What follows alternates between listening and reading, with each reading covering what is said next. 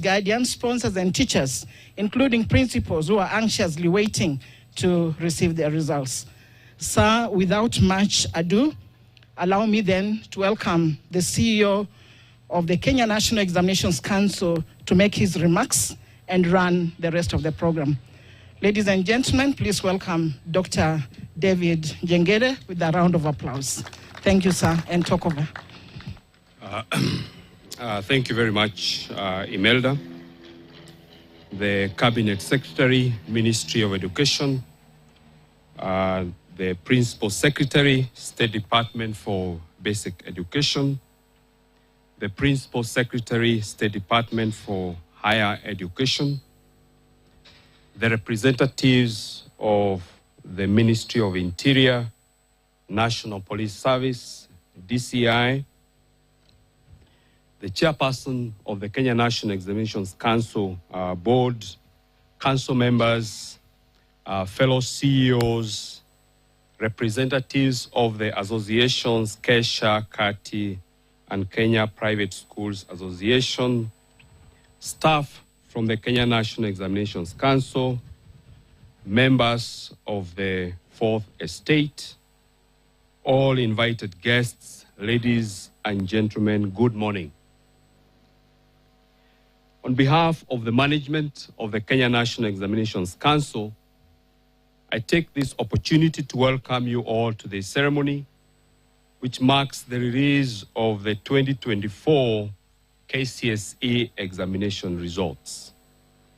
As Imelda has said, it is worth noting that the candidates whose results we are releasing today sat their KCPE examination in March 2021, being the first cohort whose examination calendar was disrupted by COVID-19. We therefore commend them for their resilience this far. A total of 512,000 candidates registered for the KCSE examination, recording an increase of 7.19%. CS, the last time we had such an increase, I think, was in 2020. I wish to commend all the center managers for the efforts they made to ensure that all candidates registered within the stipulated timeframe.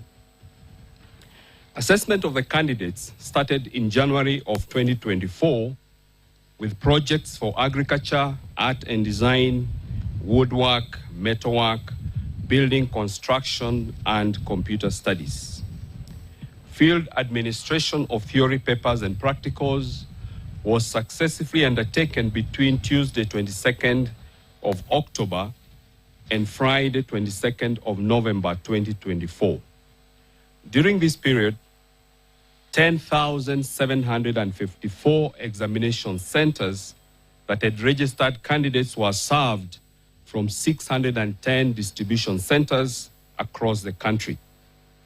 Double collection of first and second session papers was successful, and this helped to eliminate the challenge of early exposure that a few centers used to engage in.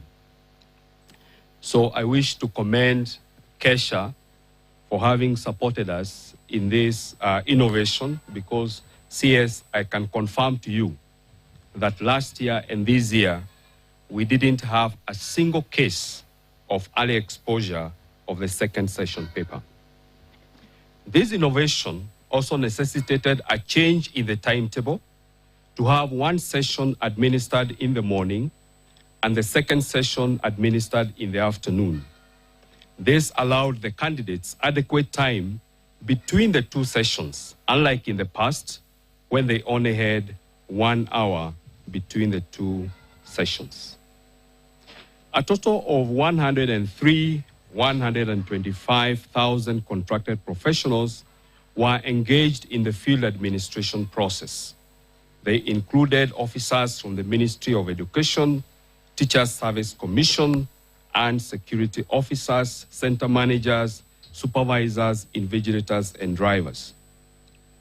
Allow me, CS, to thank this team for dedicating their time and sacrificing, sometimes in situations that were very challenging, especially when we had rains. Thereafter, the council engaged 30,370 examiners for the marking of the examination papers in 40 marking centers. I applaud all the examiners for their professionalism and commitment. CS, allow me to shift focus to the 2025 examination and assessment cycle. This year, NEC will administer KCSE to the third cohort of the competency-based education and the Kenya Junior Secondary Education Assessment to the first cohort that has just joined grade 9. We will also administer the Kenya Pre-Vocational Level Education Assessment to an estimated 5,306 candidates with special needs who are following the stage-based pathway of the competency-based education. In readiness for the Kenya Junior Secondary Education Assessment, NEC undertook a pilot in July 2024 by administering the assessment to learners in 235 schools sampled from all the 47 counties. The pilot findings were used to develop the assessment blueprint that will be used for this level. I wish to inform everyone that NEC has developed and uploaded sample papers for the Kenya Junior School Education Assessment, and they are available on the NEC CBA portal. These papers, CS, I wish to reiterate, they are free because we know that there are enterprising Kenyans who will attempt to download them and start selling to schools. These papers are free. NEC will also be sending an online questionnaire to the candidates of the Kenya Junior School Education Assessment through their schools to elicit feedback on their interests and personality, which will form part of the crucial information that the Ministry of Education will use to guide in their placement in senior schools in 2026. NEC will commence registration of the 2025 KCSE candidates on the 27th of January 2025, while registration of Kenya Junior School Education Assessment and KCSE will start on 17th of February. I wish to appeal to all center managers to ensure that all candidates are registered accurately. CS, this is one area that we usually have a very big challenge: the capture of candidates' registration details. Parents too need to take it as their responsibility to coordinate with the schools so that every candidate is registered and their details are accurate, especially the spelling of their names and the order of their names and the subjects that they will be registering for. Further, I wish to remind the public that the last KCSE examination will be administered in 2027. And therefore, we wish to invite any person who wishes to do a repeat, either partial or full, of the examination to take advantage of the remaining 3 chances. At this point, allow me to invite the chair of the Teacher Service Commission to come and make his remarks, and thereafter invite the chair of the NEC Council, Professor Nyabundi. Thank you.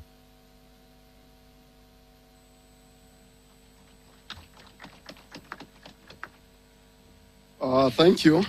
The CS, the PS is present. Allow me to ride on the established protocol. Ladies and gentlemen, good morning. Good morning. Happy New Year. Thank you. Let me start by saying it's an honor to start before you to mark this significant occasion, the release of 2024 Kenya Certificate of Secondary Education results. Ladies and gentlemen, I take this opportunity to express the Commission's deep gratitude to our teachers who supervised, invigilated, and marked the examinations. Their commitment and diligence ensured that the entire process was conducted with the highest standards of integrity and fairness. Your efforts, teachers, have been instrumental in ensuring that the exam was done well. The 2024 KCSE was conducted between October 22nd and November 22nd, marking a significant milestone for our learners. Today's results are not just numbers, they represent the culmination of months of hard work and dedication by learners, supported by teachers and parents. To the candidates, we congratulate you on this achievement and wish you success as you transition to the next phase of life. On behalf of the Teacher Service Commission, we commend the Cabinet Secretary for leading the sector and coordinating interministerial team that ensured this critical milestone is realized. To the candidates who will receive their results today, I wish you success in your future endeavors. Remember, this is not the end of your journey, but a stepping stone to the next phase of your life. Ladies and gentlemen, as a commission, we remain committed to addressing the challenges facing the teaching service, particularly those related to teacher shortages. Through the support of the national government, we have recruited 76,000 teachers over the past 2 years to strengthen the implementation of CBC. Of these, 20,000 teachers are teacher interns who have reported to the schools, junior secondary schools, this term, marking a significant milestone as grade 9 learners begin their academic journey this week. Notably, the 20,000 interns are strategically targeted to increase the number of science teachers, a critical area in advancing STEM education. This focus is aimed in equipping our learners with the skills and knowledge necessary to thrive in a dynamic and technologically driven world. In addition, I'm pleased to note that the government has, over the last 2 years, provided the Commission with additional funding to promote teachers. This financial year, sir, the Commission is conducting interviews to promote a total of 25,288 teachers across the various grades. We encourage all eligible teachers to take advantage of this opportunity to advance their careers. These promotions are a testament to our commitment of fostering professional growth and recognizing the hard work of our teachers. Allow me to say that in total, from last year to this year, we have promoted 59,792 teachers. Ladies and gentlemen, the Commission also continues to prioritize capacity building of our teachers and development. To date, we have already done 292 primary school teachers retouring, as well as an additional 60,000 junior secondary school teachers were trained to support the junior secondary schools. Sir, these programs ensure that our teachers are equipped with the skills to effectively implement the CBC and meet the diverse needs of our learners. These efforts underscores our commitment to ensuring that the learners in public schools receive quality education. Ladies and gentlemen, as I conclude, I wish to reiterate the Commission's gratitude to all the teachers for their invaluable contributions, not just in preparing candidates for examinations, but also in nurturing and shaping the future of our nation. Your dedication inspires us to continue working hard, support you, and enhance the education sector. Together, let us strive to provide every learner in Kenya with the quality education they deserve. God bless you. God bless Kenya. Thank you. Welcome, please. Let me welcome the chair of NEC. Please, let's bring our hands together to welcome the chair to make his remarks.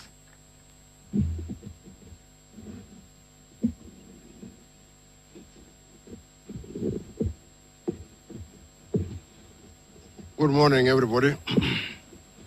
The Cabinet Secretary, Minister of Education, Mr. Julius Mingos Ugamba, the Principal Secretary, State Department of Basic Education, Dr. Bailey Okipsang, the Principal Secretary, State Department of Higher Education and Research, Dr. Beatrice Uganda Inyangala,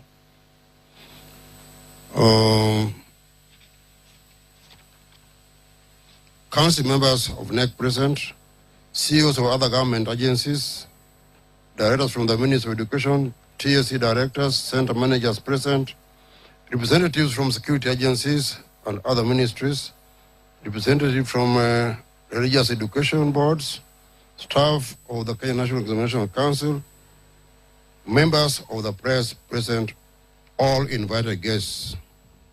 Good morning once again.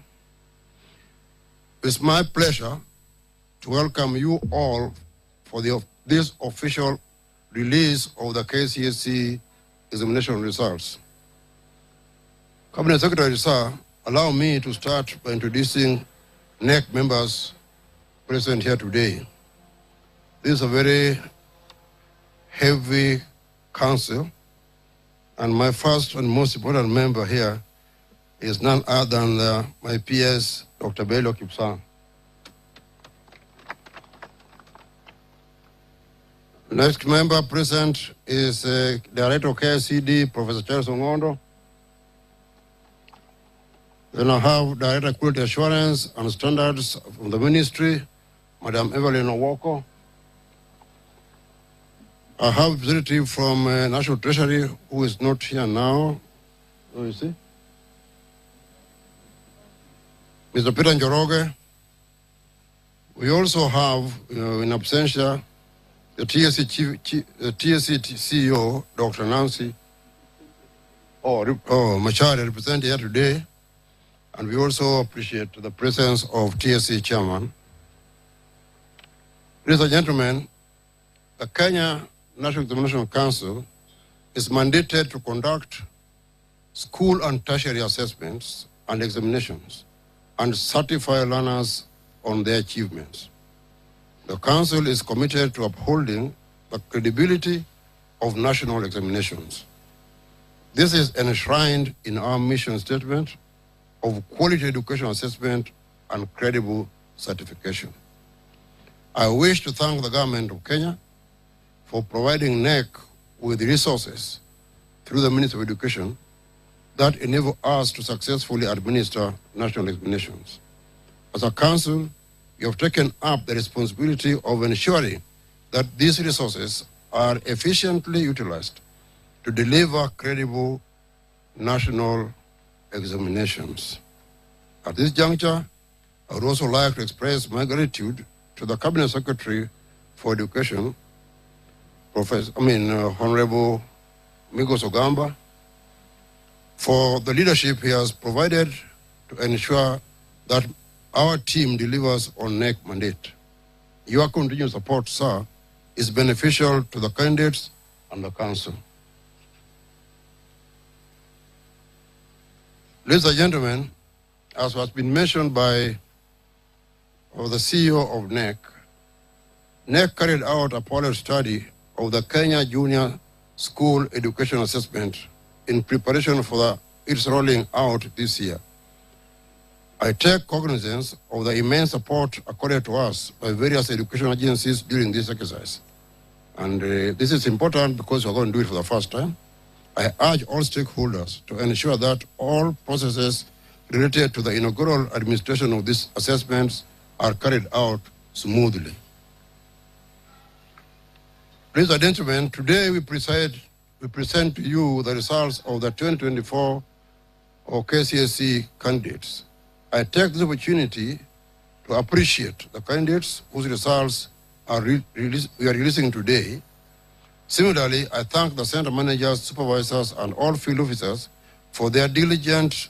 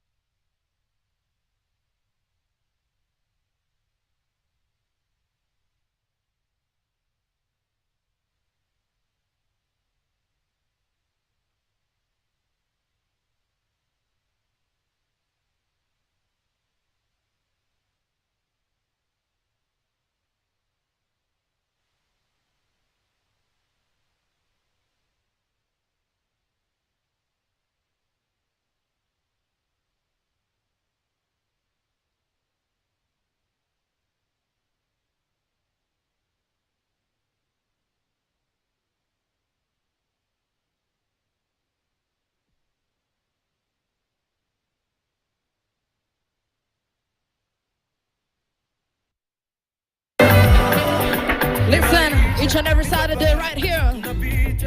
Pure entertainment, raw vibe. Well, ladies and gentlemen, welcome to Straight Up Show. And if you're watching from home, what got you?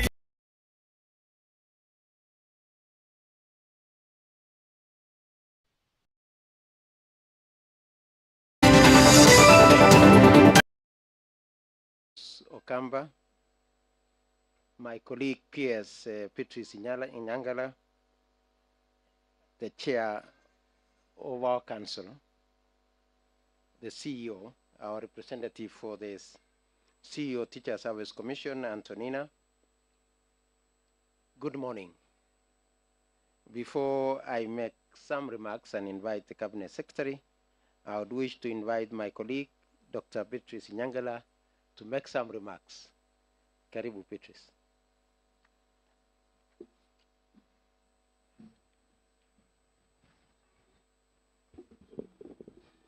Our Cabinet Secretary for Education, Honorable Julius Migos Ogamba, my colleague PS, Dr. Belio Kipsang, the Chairperson of the Kenya National Examination Council, Professor Julius Nyabudi, the Chairperson of the Teacher Service Commission, Dr. Jamlek Muturi, the CEO of NEC, Dr. David Jangere, NEC Council members, senior officers from NEC, the Ministry, and the Teacher Service Commission, members of the Fourth Estate, distinguished guests, ladies and gentlemen, good morning.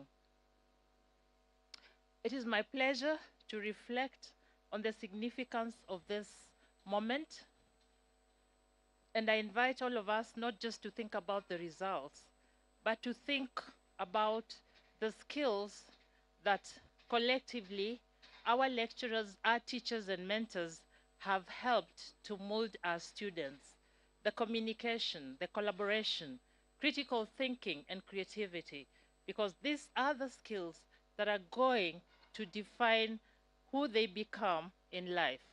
And most importantly, it is our responsibility to think about the hidden curriculum, that which is not examined. How are we, as members of the public, affecting our students to mold their character? That said, I'm very excited to welcome the candidates who have managed to sit for these exams to the next level of education, whether they choose to go to the colleges, to the TVETs, or the universities. We are ready and prepared to help them realize their full potential so that they can make a great contribution in shaping our country. I thank you all.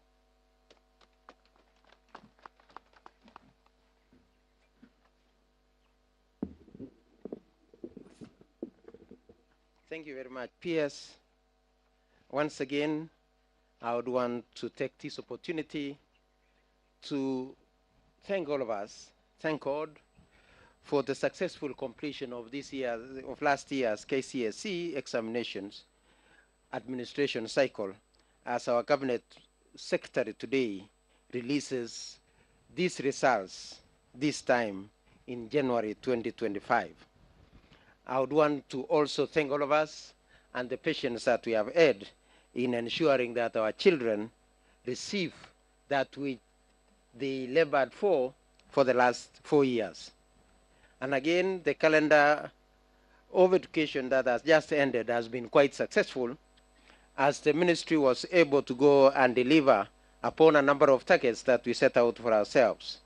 Notwithstanding that, yes, there were some challenges that we also had to surmount. And some of the deliverables that we were able to deliver on in this particular year were among them the construction of the junior school classrooms. And at this juncture, I want to thank our heads of institution, our head teachers in our junior school, for ensuring that the resources that we placed on them, they were able to optimize on it, and that we were able to therefore achieve our objective of ensuring that our children had classrooms. Again, we would want to also mention that we were able to distribute the necessary books, revamping our ICT infrastructure, engaging with our teachers' colleges to ensure that they also have the necessary facilities as they train our future teachers, among a few others. And with regard to the examination and assessment, I would want to mention, as we mentioned last year, that we were able to successfully phase out the KCPE that we did as the last one last year, as we embark ourselves in preparing for the next stage of assessment, which will be Kenya Junior School Assessment. I would also want to affirm that the State Department for Basic Education is committed to delivering in line with global and national goals, that which we have been set out to do.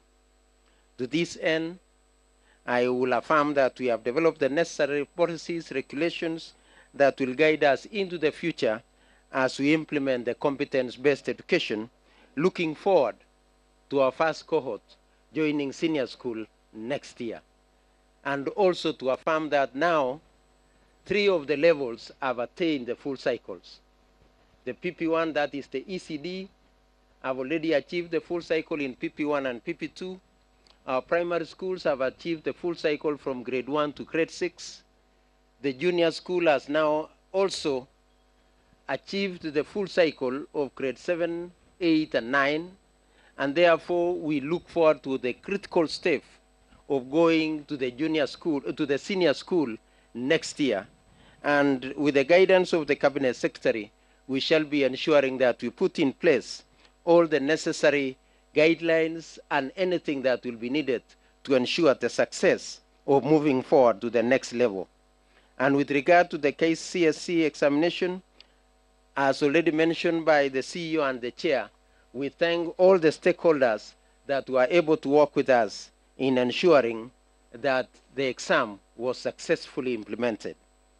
Finally, we would wish to implore on our teachers, our parents and guardians to continue being good role models of the future generation that they are entrusted to take care of. Because as it is said, children learn what they live, and also children live what they learn. Please, as adults, as parents, as teachers, as leaders, let's ensure that we are better role models to our young ones as we go into the future. The youth are a reflection of the society that we live in.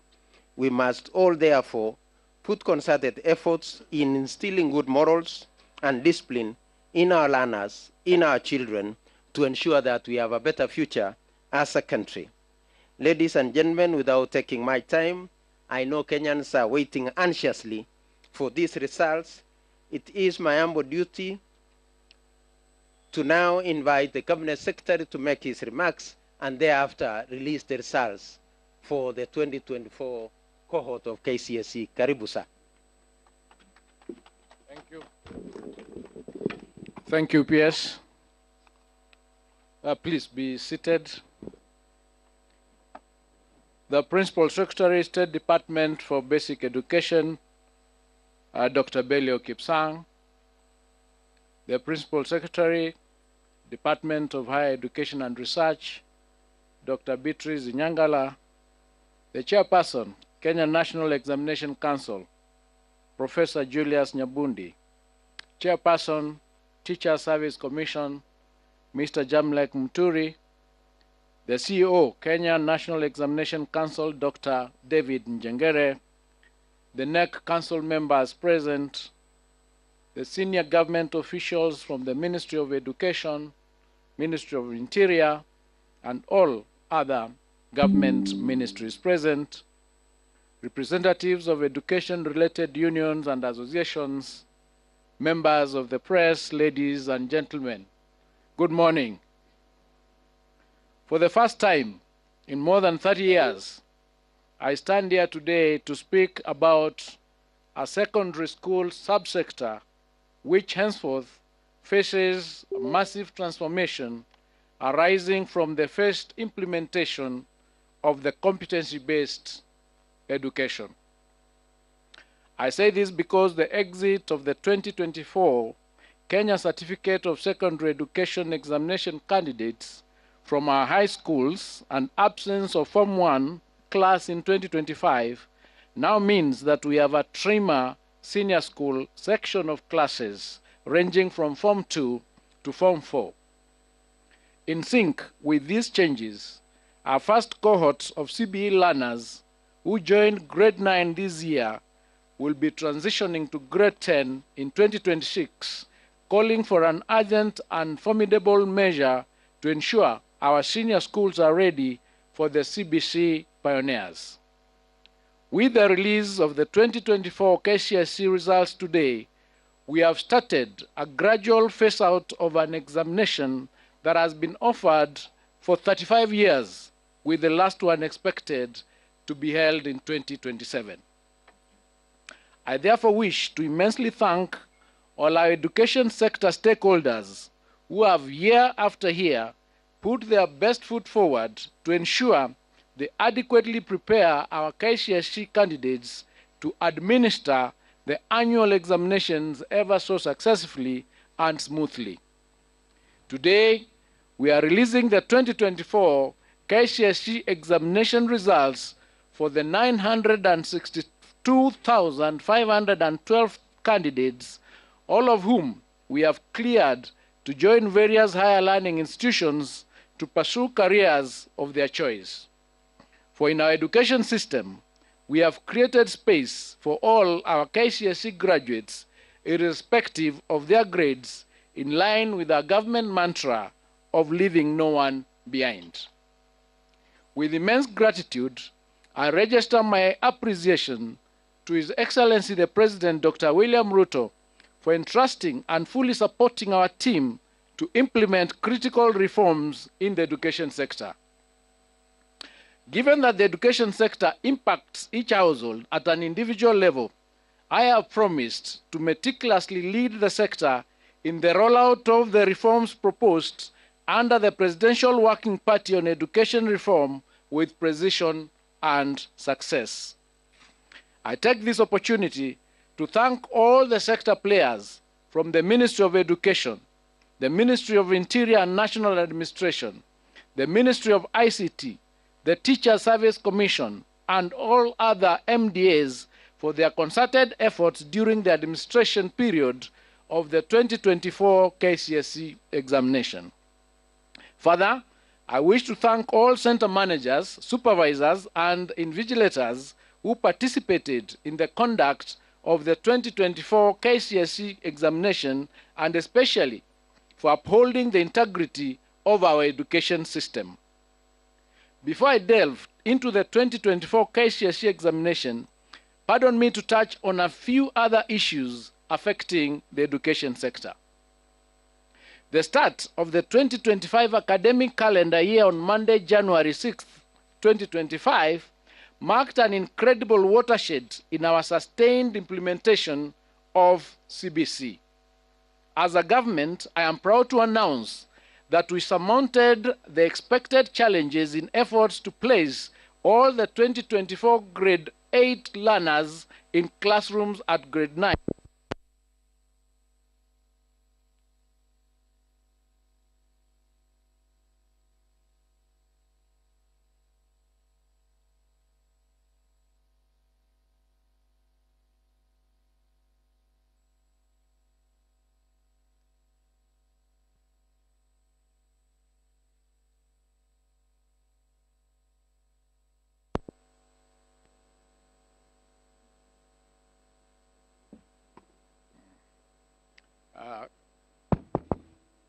Thank you. I think I should take that again.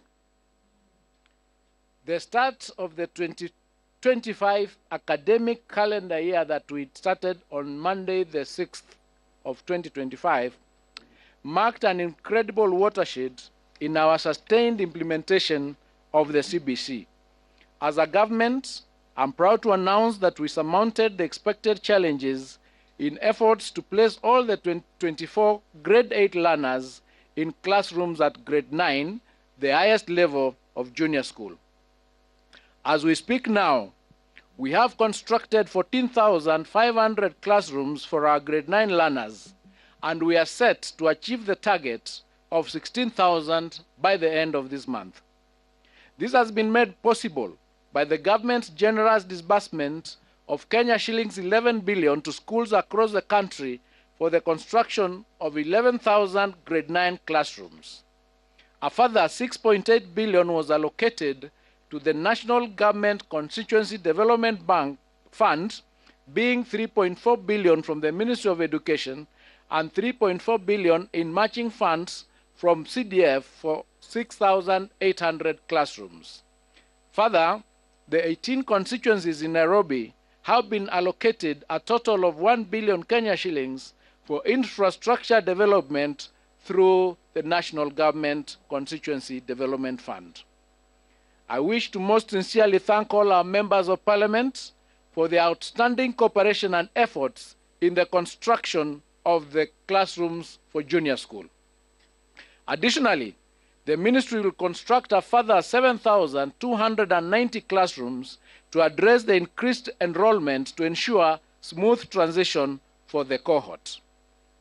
The Ministry has also procured 9,926,618 textbooks for grade 9, which have been distributed to schools, with the exercise expected to be completed by the end of this month. I have directed the Kenya Institute of Curriculum Development to work robustly and ensure that all required textbooks and other instruction materials are available for use by our learners. Having successfully transitioned to the highest level in junior school, our focus will now shift to starting off senior school in January 2026.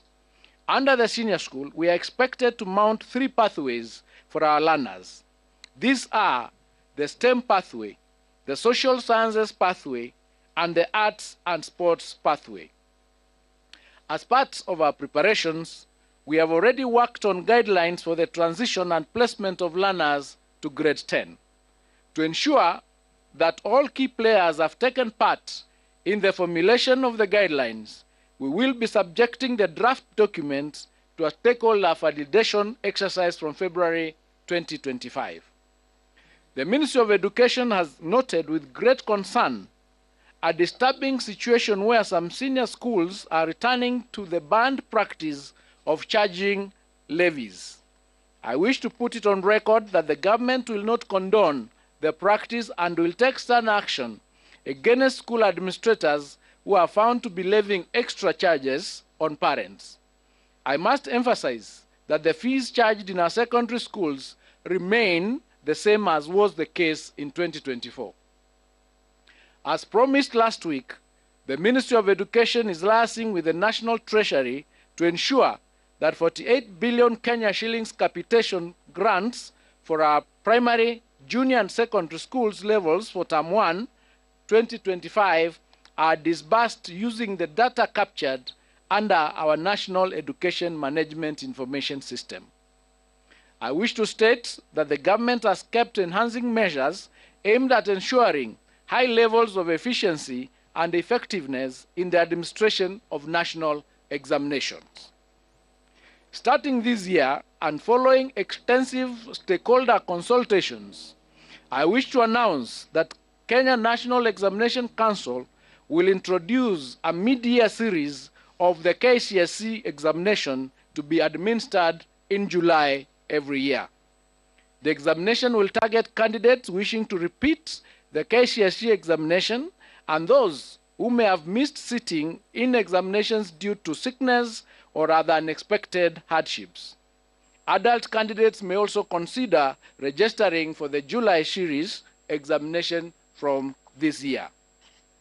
As part of aligning our examination process with best global assessment practices, the Ministry is working on integrating the use of Orbit readers and phase out Braille machines in the administration of the KCSE examination to candidates with visual impairments.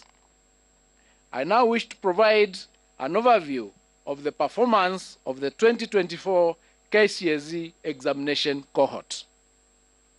During the 2024 KCSE examination, a total of 962,512 candidates sat the examination compared to 899,453 candidates in 2023. This represents an increase of 64,553 candidates or 7.19%.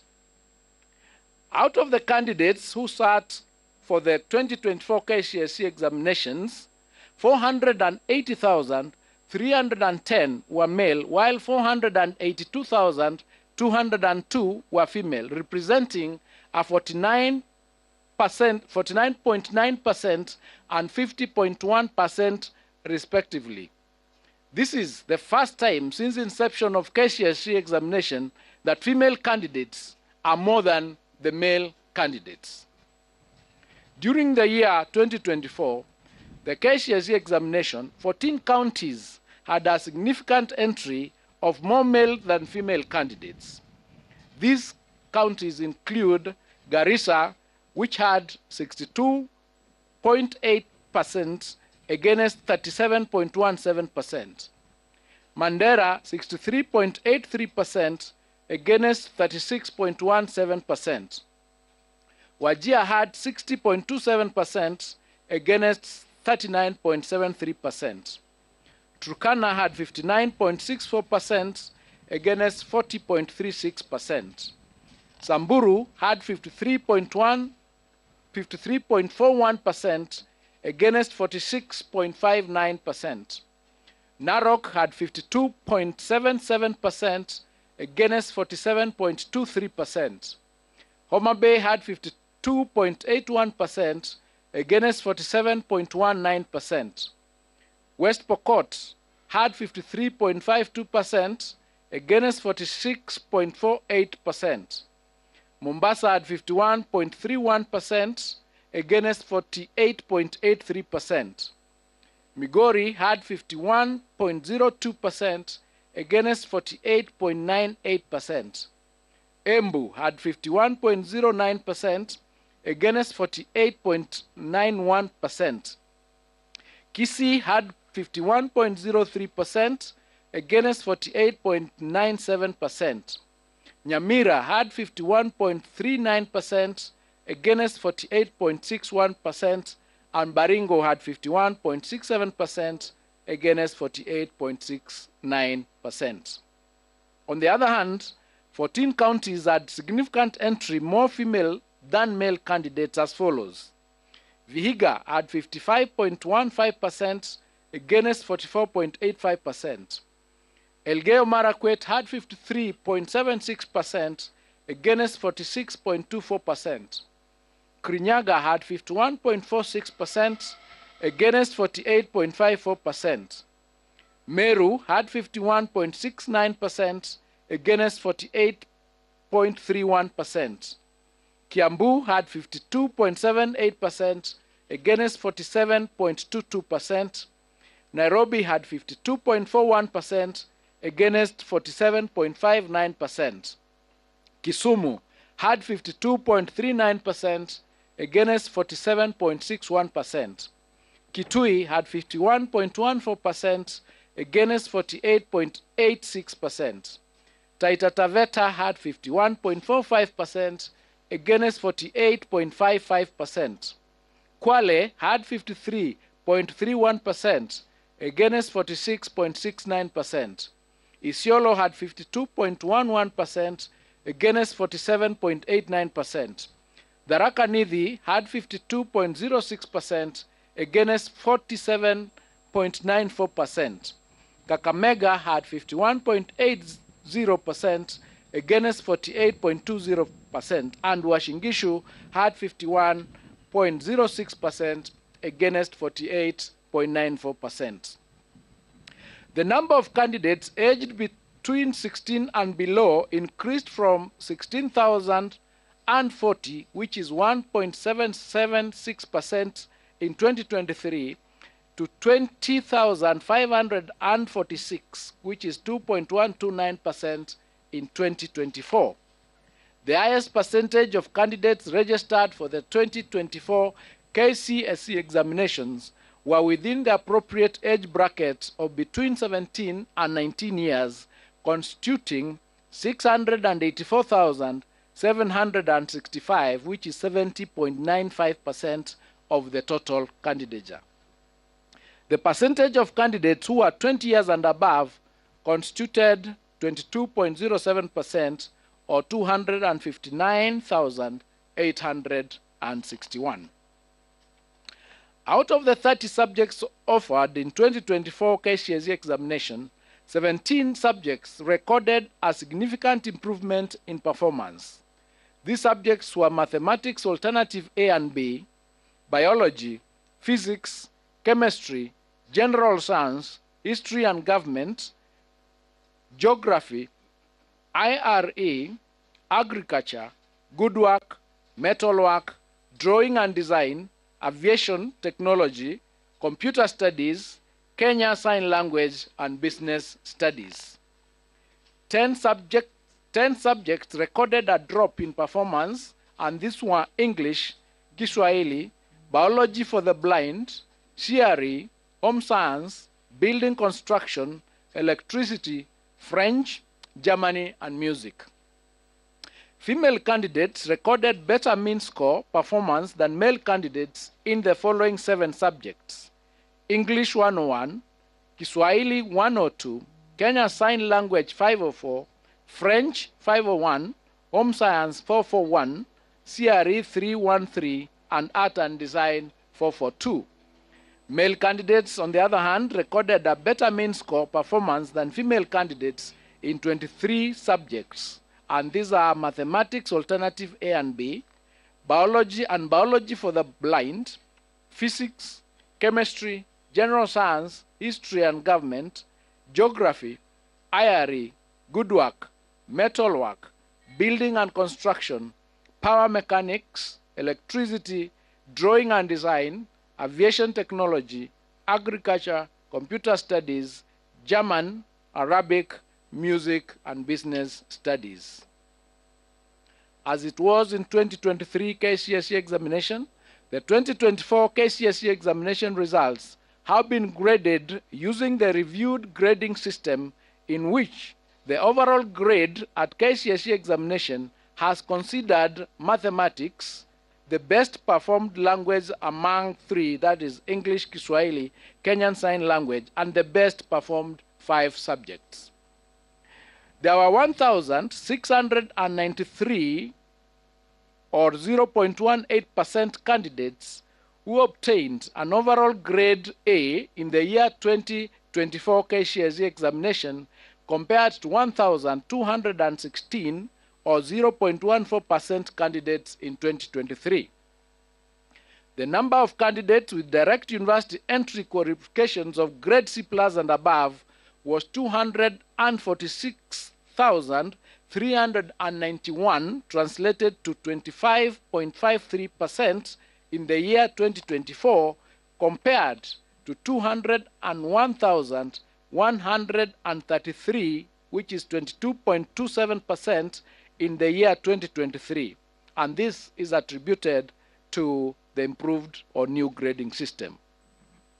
The number of candidates with grade C-, which is TVET diploma and above, was 476,889, translated to 49.41% in the year 2024 KCSE examination, compared to 401,216, which is translated to 44.42% in 2023. The number of candidates attaining a pass grade, which is grade D+ and above, was 605,774, which is 62.76% in the year 2024 KCSE examination, compared to 526,222, which is 58.27% in 2023. To enhance the credibility of the examination process, for the first time, candidates' examination question papers was personalized and anonymized. This helps to improve objectivity during marking and holding candidates personally responsible for any irregularities. There were 840 candidates who were involved in examination irregularities in 2024, and their examination results have been cancelled. The Council is empowered in law as provided in the Kenya National Examination Council Handling of Examination Irregularities, Rules of 2015, Legal Notice number 132 of 2015, Rule number 8, to withhold the results of any candidate or examination center suspected of having been involved in an examination irregularity or malpractice pending completion of investigations. To this end, the results of 2,829 candidates suspected to have involved in the examination irregularities have been withheld pending completion of investigations that should be completed within a period of 30 days from the official release of examination results, which is today. It is unfortunate that a few contracted professionals and teachers are still insistent on ruining the future of our learners by subjecting them to examination malpractices. 91 contracted professionals were reported to have been involved in aiding examination malpractices. Firm disciplinary action will be taken against such teachers. Individual 2024 KCSE candidate examination results will be accessed online through a secure link on the NEC website or directly through the following website: https://results.nec.ac.ke. Candidates will be required to enter the candidate's index number and any one of the names as per the registration data for the 2024 examination results. The results will be available immediately after the end of this function. Any candidate with difficulties in accessing individual results is advised to call NEC toll-free number 080-0724-900 or 080-072-1410. It is now my humble duty and privilege to declare the 2024 KCSE examination results officially released. I wish all the candidates success in their future endeavors, and I wish all of you a happy new year 2025. Thank you and God bless you.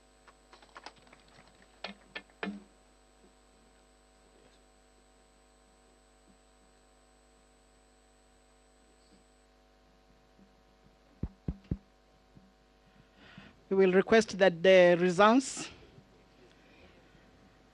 are officially now handed over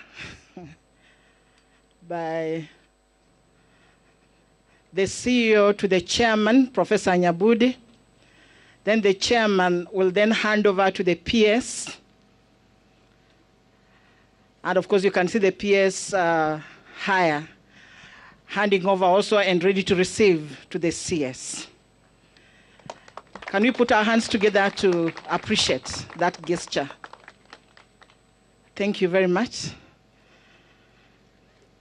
And now we are ready to transition the learners to their next phase of life.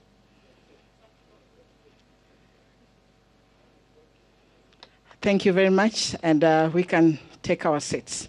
As we take our seats, allow me, sir, to invite Mr. Ahmed Mtanga to come and give us the closing prayer, and thereafter, then we shall proceed for the tree planting by our chief guest after the prayer. Mr. Mtanga. Thank you very much, Master of Ceremonies. We may stand. أعوذ بالله من الشيطان الرجيم بسم الله الرحمن الرحيم ألم نشرح لك صدرك ووضعنا عنك وزرك الذي أنقض ظهرك ورفعنا لك ذكرك فإن مع العسر يسرا إن مع العسر يسرا فإذا فرغت فانصب وإلى ربك فارغب. Ya Allah, we recognize your presence in this meeting, and we thank you for the meeting and the way it has proceeded. We thank you for the leadership that you have bestowed on us, and we thank you, Ya Allah, for the blessings that you gave us and the responsibility you gave us to bestow our energies and our efforts on the path towards giving our young children their future.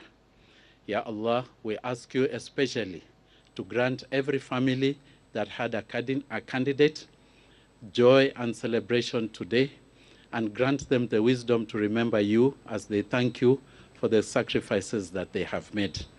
Ya Allah, we especially thank you, especially for our cabinet secretary, the permanent secretaries, our chairman and our CEO, and all the people who are involved in processing these examination results. It was a tedious affair, Ya Allah, and you know the sacrifices people made, and you have specifically said in the Quran, Inna ma'ala usri yusra, verily after every hardship there is ease. And therefore we know that today as we celebrate, it is a day for us to feel the ease. Ya Allah, bless the congregation that is here today, our fourth estate, members of the fourth estate who have endured the climate as it is. They are not under any shade.